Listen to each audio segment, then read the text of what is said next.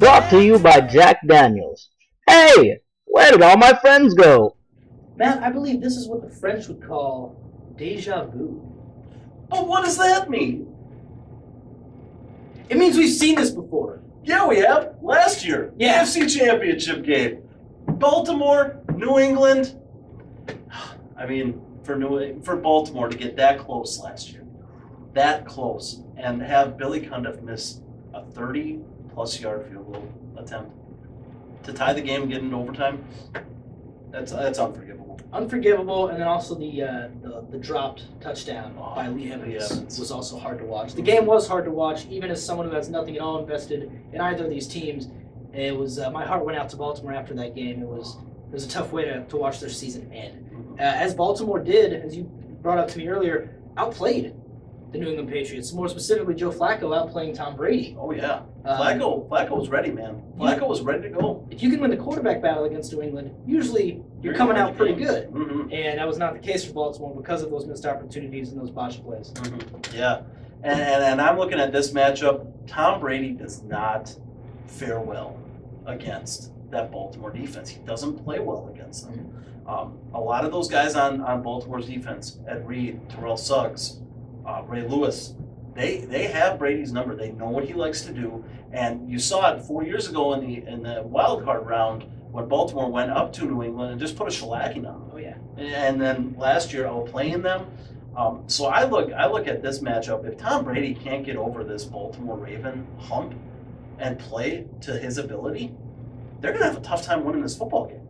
Yeah. Looking at this game, in past years, I've looked at Baltimore as a team that had maybe it was a mental block. There was just something in their way where they just couldn't take it to that elite level. They were right there, right at this level right here, where they're making it to the divisional round, maybe the championship round, but you just didn't look at them as a Super Bowl team. After the way that they stuck it out there against Denver, in Mile High, against Peyton Manning, on a team that hadn't lost in months, in double overtime? Double overtime. To get it done and win that close game, to me, Baltimore's taken that next step. New England, well, they've been at essentially that next step for as long as I can remember. However, going into this game, when's the last time you remember New England playing a game that you weren't 100% sure they were going to win? Wow. Even the game that they lost to San Francisco, we thought for sure they were going to win that one. That was the last game that I would say that they were actually competed with. Week 17, dominated Miami. Yep. Bye week. In the wild card round. Houston, a team that they just seemed to match up so well against, had dominated in the regular season. And Supreme confidence. Yeah, exactly. Going into that game with just more confidence than was ever needed. I don't think they played competitive football in almost a month, Matthew. I agree there, Bob. And I think it's really going to come back to bite them in this game. Look for them early to just be a little rusty. To just be a little bit not knowing what to do. Mainly because of those matchup problems.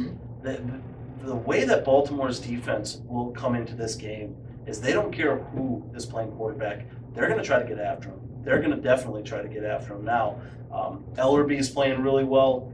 You got Nada, who's always playing at a Pro Bowl level. And you got Ray Lewis in his final go-round. And he can taste that Super Bowl. He wants to get back there. That team wants to get back there for him. I think Flacco makes some plays. I think Ray Rice is definitely going to have a good game on the ground. Bolden has been a huge target this playoff season. I think that's going to continue.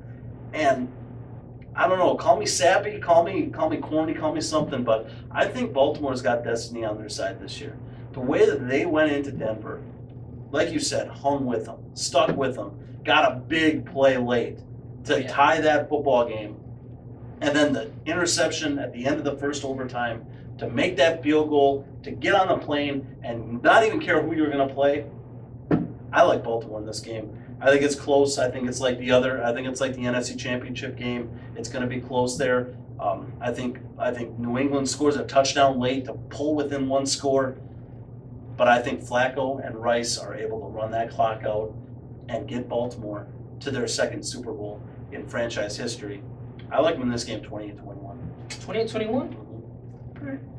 I could almost get on board with that. I like you brought up the point of Ray Lewis.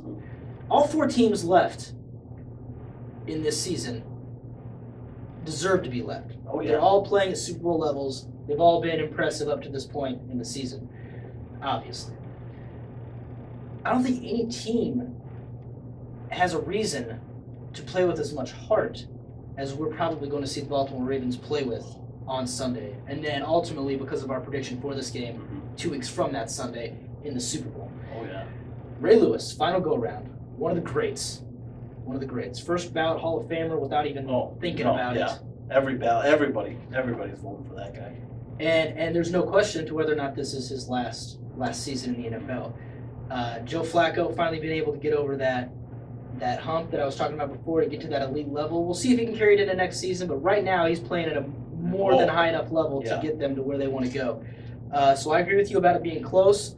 I think my specific prediction: New England scores a touchdown late in the 4th to make it about a 2-point game in New England's favor. But ultimately, Baltimore gets redemption from last season to kick a last-second field goal and win 31-30 at Foxborough, and go to New Orleans and play for the Vince Lombardi Trophy. Brought to you by Jack Daniels, because those 4 McDoubles and 2 McChickens aren't going to eat themselves.